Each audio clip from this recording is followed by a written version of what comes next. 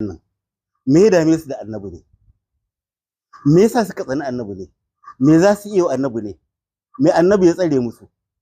Ku ci darajar mutum, kuna cin darajar mutum, kuma da yake ku matsiyata ne, butuli ne ku, wanda Allah ya tsine muku albarka ne, kuma ku rasa wanda za ku soka sai manzon rahama.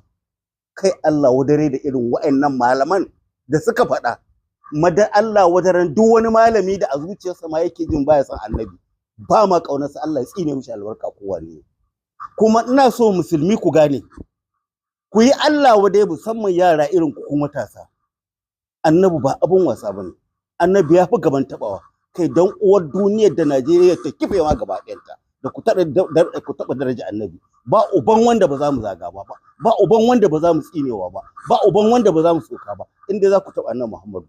Wallahi billahi allazi la ilaha illa huwa, ko kare ne yake son annabi Muhammadu, ina son wannan karen, kan wannan karen yana da daraja. Balle wani dan banza matsiyaci, marasa imani, marasa kunya, marasa kauda Allah. Haka kawai shegu, kuna can yan kutsi ɗinku, kun tashi kun girma yanzu, wai ku ne za ku zo ku yaƙi da annabi, da uwarku da ubanku da kakanninku wanda suka shuɗe a baya, dukkan ku yan wuta ne, ko da yake ban yi mamaki ba. Kun ce ma iyayen annabi yan wuta ne, dan ɗan iska ko ɗan iska ko taron banza ko taron matsiyata ko taron butul ko taron ƴaƴan haram sun yi magana akan annabi. Ga su nan ga annabi, in kun fasa Allah ya tsine muku albarka. Me za ku yi annabi? Ku suwaye tarkatan banza marasa tarihi, matsiyata, azzalumai, maciya amana. Ni fa kan annabi barin ga maka, duk abin da zai same ni ya same ni, akan aikin banza mu abin yana samu ka balle akan annabi Muhammad sallallahu alaihi wasallam. Allah ya tsine musu albarka.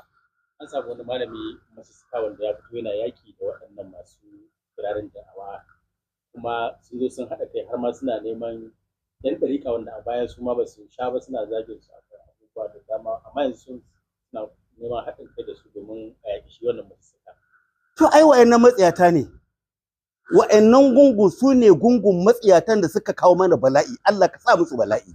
Wa'annan matsiyatan da suke ce a yaƙi musu suka, in ku yan arziki ne, in ku da gaske kuke yi dan iyayenku dan kakanninku, in ku da gaske kuke yi, me yasa ai musu suka ta yace ni musu suka ne nake yaƙi da ku akan hujja?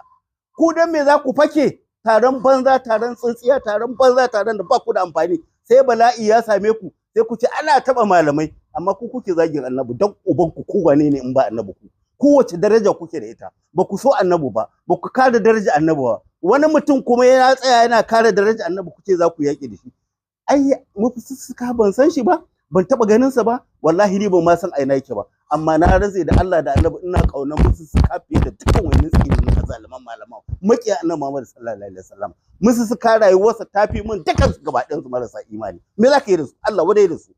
Ina tare da mufissuka duniya da lahira, ina tare da mufissuka 100%, amma wa'annan masu zagin iyayen annabi, wa'annan masu kan daraja annabi Muhammad sallallahu alaihi wasallam, Allah wadare da su, bana tare da su, bana so in zama tare da su, bana so in san su, bana so in yi mu'amala da su, saboda matsiyata ne a duniya, matsiyata ne a lahira, ba su da wata rana. Kai tur da su, Allah wadare da su.